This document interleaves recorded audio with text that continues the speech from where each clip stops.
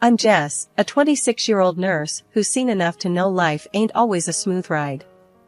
The day that rock band rolled into town was a break from the usual chaos. Their music was my escape, something my soul craved more than my next breath.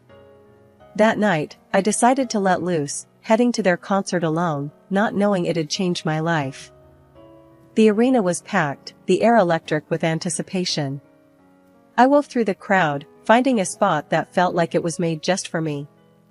That's when I bumped into him, literally. A tall guy with a mischievous smile, wearing a band tee that looked like it had seen better days. "Hey, watch it!" I snapped, more out of surprise than annoyance.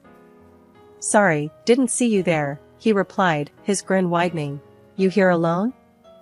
"Yeah, and by the looks of it, so are you." I shot back, my defenses up. He laughed, a sound that seemed to cut through the pre-concert buzz. "Name's Tom. And yeah, I wouldn't miss this for the world. These guys are like the soundtrack to my life." "Jess," I said, offering a hand grudgingly. His grip was firm, reassuring somehow. "Same here. Grew up with their music." We chatted as if we'd known each other for years, not minutes. Tom had a way of making me laugh, really laugh, something I hadn't done in a while. When the concert started, we were lost in the music, together yet alone in our little bubble. After the encore, neither of us wanted the night to end. "Know a decent cafe around here?" Tom asked, his eyes searching mine. "Might do. Follow me," I said, leading the way. The cafe was quiet, a stark contrast to the concert's frenzy. We found a secluded corner, our conversation flowing as easily as the coffee. "So, nurse, huh? Bet you've got stories," Tom said, his voice a mix of curiosity and respect. "More than I can count. And what about you? What's your deal?" I asked, leaning in. "I work in IT. Not as exciting as saving lives, but it pays the bills." He shrugged, a hint of humility in his eyes. We talked about everything and nothing, from our craziest dreams to our mundane daily gripes. It felt natural, easy. Before we knew it, hours had passed. "Should probably get going," Tom said reluctantly. "But I don't want this to be the last time we talk." "Me neither," I admitted, feeling a connection I couldn't quite explain. We exchanged phones, typing in our numbers with the promise of a call. As we said goodbye, I felt something shift inside me.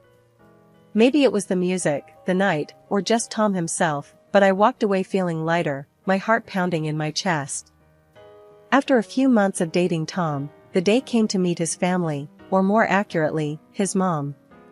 He'd been upfront about living with her, saying she was all he had in terms of family. I respected that. My own family was just my grandma, after all. Tom's place was modest, a cozy little house with a garden that looked like it needed a bit of love. "Mom's inside," he said, a hint of nervousness in his voice as we approached the door. It struck me then how important this was to him, and suddenly, I was the one feeling jittery. The door swung open to reveal a woman in her late 50s, her hair a tangle of curls, eyes sharp as they landed on me. "So, you're Jess," she said, her voice carrying a note that I couldn't quite place. Was it curiosity? Suspicion? "Nice to meet you, Mrs. Johnson," I offered, extending a hand that she took after a brief hesitation. "Call me Linda," she said, leading us into the living room.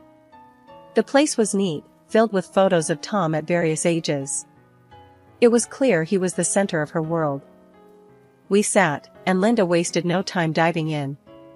"Tom tells me you're a nurse. That's a hard job. You plan on doing that long?"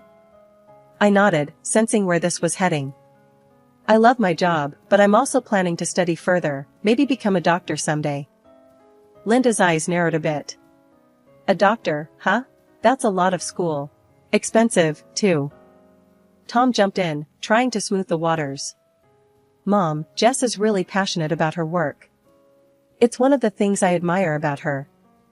Linda turned her gaze to Tom, and then back to me, her expression softening slightly. "Tommy here has always been my rock. After his dad left, it was just the two of us. I've given everything to him, you know. I caught Tom's eye, a silent communication passing between us. I knew this was hard for him, torn between the two most important women in his life. Linda continued. I rely on Tom for a lot. He's been so good to me, giving me half his salary every month. It's only fair, after all I've sacrificed. The air in the room felt heavier, the tension palpable. I didn't know what to say. It was clear Linda expected this arrangement to continue, even with me in the picture. And what about your family, Jess? Linda's question snapped me back to the moment. I was raised by my grandmother, I said, my voice steady. My parents died when I was young. Grandma's all I have. Linda nodded, a strange satisfaction in her eyes. Well, if you and Tom are serious, I'd expect you to contribute as well. $800 a month should cover it. I choked on the tea I'd been sipping. $800? Tom's hand found mine under the table, squeezing it gently. We'll work something out, Mom. Jess and I are a team now. When Tom and I decided to tie the knot, we knew it wouldn't be a lavish affair, but nothing prepared me for the battle over our wedding plans. Linda had her own ideas about saving money, which basically meant cutting down our guest list to a handful and scrapping any unnecessary celebrations. I wanted simple, sure, but I also wanted some joy, some celebration of us. One evening, as we sat down with Linda to discuss the wedding plans, the tension was thicker than the coffee Tom had brewed. So, I was thinking, Linda began, in that way that told you she wasn't just thinking, she was deciding. Why waste money on a big venue when we have a perfectly good backyard? Tom squeezed my hand under the table, a silent plea for patience. Mom, Jess, and I were hoping for a bit more, celebration. Not just a backyard thing. Linda's eyes narrowed, her lips pursing in that familiar line of disapproval. And who's going to pay for this celebration? You too? With what money? I took a deep breath, readying myself. We've been saving, Linda. And it's not like we want something extravagant. Just something a bit more special than the backyard. Linda scoffed. Special? You think spending money you don't have on one day is special? You know what's special? Security. Not starting your married life in debt. I could feel my patience wearing thin, but I held my ground. We understand the value of money, Linda. We're not talking about going into debt. Just a modest celebration at a small venue. We've done the math. Despite Linda's protests, we managed to reach a compromise of sorts, a small venue, close family and friends, and a strict budget. Linda insisted on overseeing the catering, claiming she could cut costs, which meant we ended up with a buffet that was more potluck than professional. On the day of our wedding, the venue looked, well, modest. My grandma, the one person from my family there, whispered to me as I readied myself. This Linda, she's a piece of work, isn't she? Just remember, dear, you're marrying Tom, not his mother. The ceremony was short and sweet. Tom looked handsome, and when I walked down the aisle towards him, the look in his eyes told me we'd made the right choice. It was our moment, and even Linda couldn't tarnish that. At the reception, as guests mingled and the homemade buffet was served, Linda took it upon herself to remind everyone how much money we'd saved. Just think what they can now put towards their future, she announced to a group of our friends, who nodded politely, their expressions a mix of amusement and sympathy. Tom's best man, Mike, a childhood friend who knew the family dynamics all too well, leaned over to us with a grin. Hey, at least she didn't charge entry, right? I laughed, the tension of the past weeks melting away in the warmth of the moment. Tom wrapped an arm around my waist, pulling me close. We did it, Jess. Despite everything, we did it. Yeah, I agreed, leaning my head against his shoulder. And now, we start our lives together, just us. And Linda, Tom added with a wry smile, earning him a playful jab in the ribs from me. Settling into married life with Tom was like navigating a boat on choppy waters.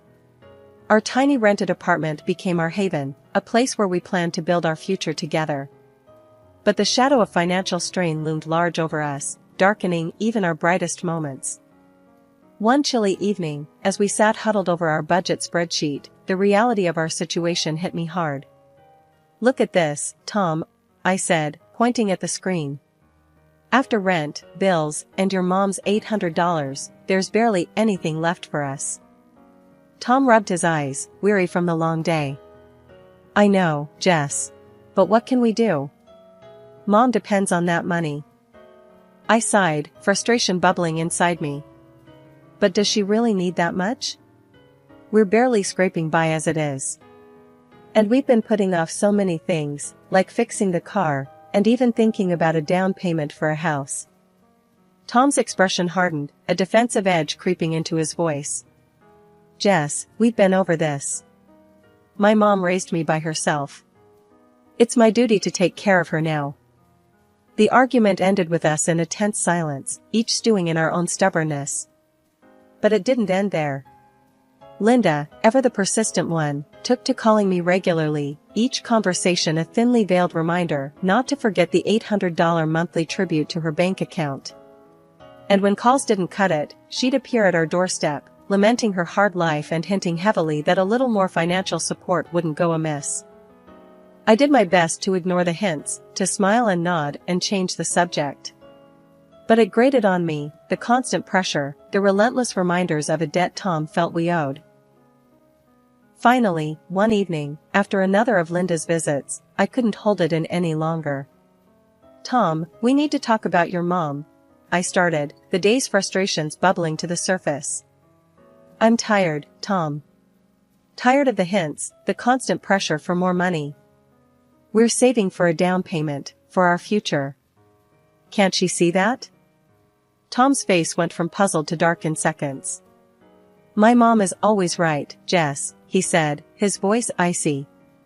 "You have no right to talk about her like that. She sacrificed everything for me." His words hit like a slap. "So what, our plans, our future, doesn't count for anything?" I shot back, anger rising. That was it. Tom shut down, walls up, and suddenly we were two strangers living in the same space. He wouldn't talk to me, not really. Our conversations dwindled to nothing, replaced by messages left on stickers on the fridge.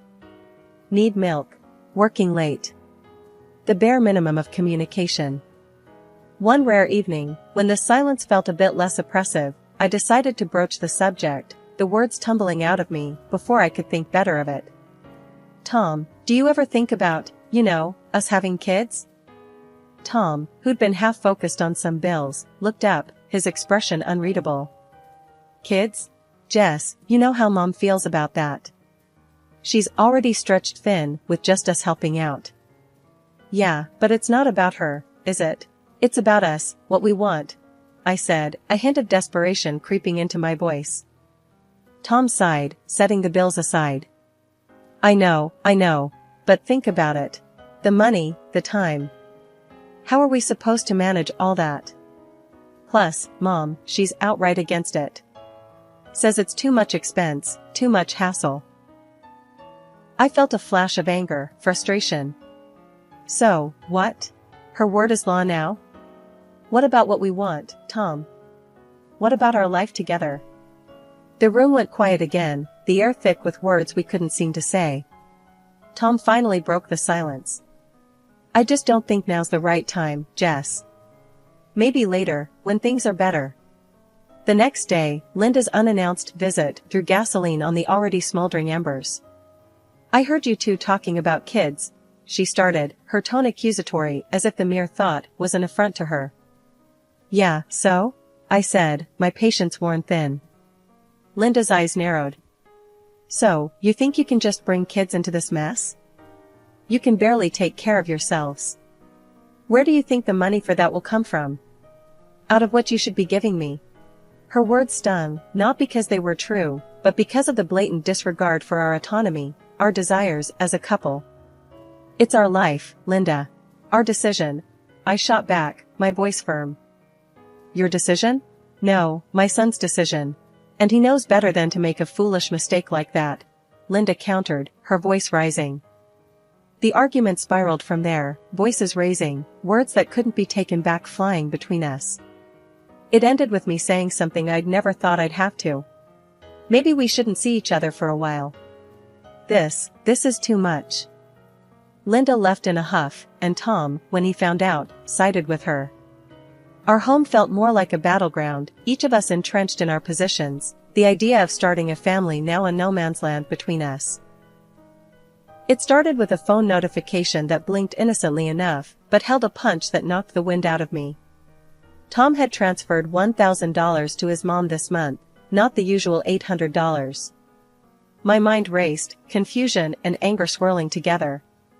When I confronted him, his response was as cold as the look in his eyes. "It's my decision, Jess. It's for my mom," he said, his voice flat, leaving no room for discussion. "But we agreed on a budget, Tom. We have our own needs, our own plans. How could you just change that without even talking to me?" I shot back, my voice rising with every word.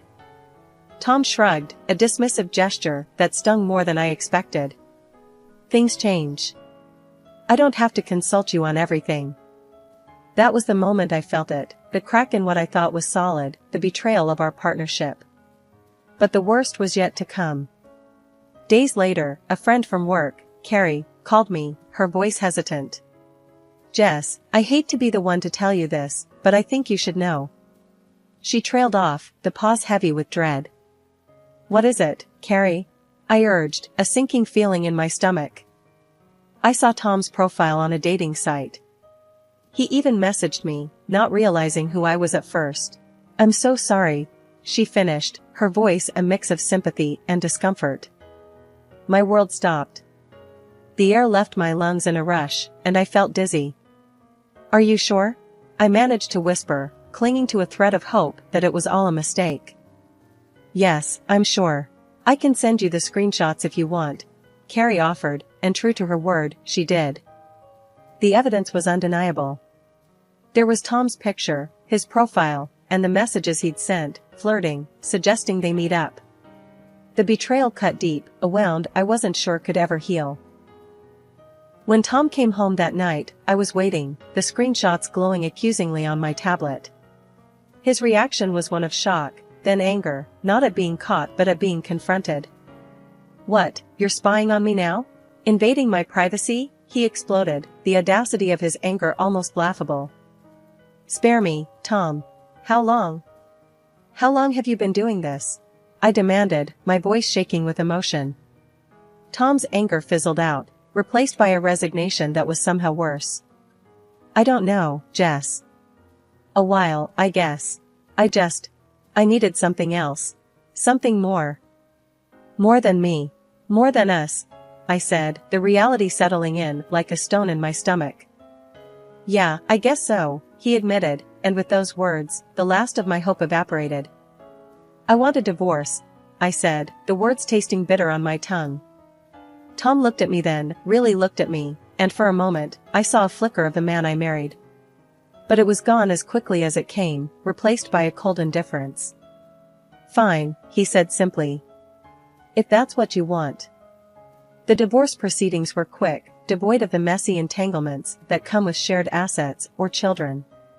I moved back to my grandmother's house, the only place that still felt like home, carrying with me the pain of betrayal, but also a sense of relief. 3 months post-divorce, and life had started to settle into a new kind of normal, or as normal as it could get without Tom and his mom, Linda, in the picture. That is until my world got rocked again, but this time by loss. My grandmother passed away, leaving behind a void no one could fill. Along with the heartache came a surprise. She left me her house and a hefty sum of $800,000. Just when I thought things couldn't get any more surreal, Linda showed up at my doorstep, bursting with a kind of frantic excitement that felt out of place given the recent funeral. "Jess, darling. I heard about your inheritance. What a blessing." Linda gushed, not wasting a second on pleasantries. I stared at her, incredulous. "Linda, what are you doing here?" She brushed past me into the house, as if we were still family. "Now that you've come into this money, you can surely afford to help me out a bit more. Not just the usual $1,000, but maybe double that? And, oh, a small gift wouldn't hurt. Something nice, expensive." Her words were like a slap in the face, each one more absurd than the last. But it was her next statement that really threw me. "And since you're so well off now, I suppose it's okay for you to have a baby with Tom. I mean, with this kind of money, why not?" I couldn't help it, laughter bubbled up from within me, loud and uncontrollable. Linda looked at me as if I'd lost my mind. "Linda, you do know Tom and I are divorced, right? 3 months ago. Your son and I are done. Over." The look on her face was priceless, a mix of shock, disbelief, and something that looked suspiciously like panic. Divorced? But Tom never said. Why would he hide that? Maybe because he didn't want to crawl back to Mommy's house? Or maybe he thought you'd cut him off financially? I shrugged, the absurdity of the situation not lost on me. Linda fumbled for her phone, dialing Tom in a frenzy. The conversation was short and heated, her voice rising with every word until she finally hung up, her face pale. He said it's true. Said he didn't tell me because he wanted to maintain independence. Independence. Now he tells me this, when we could have been rich. Linda, it's time for you to go, I said, my patience wearing thin. She stood, defeated, but then, with a last-ditch effort, she turned to me. Jess, can't you reconsider?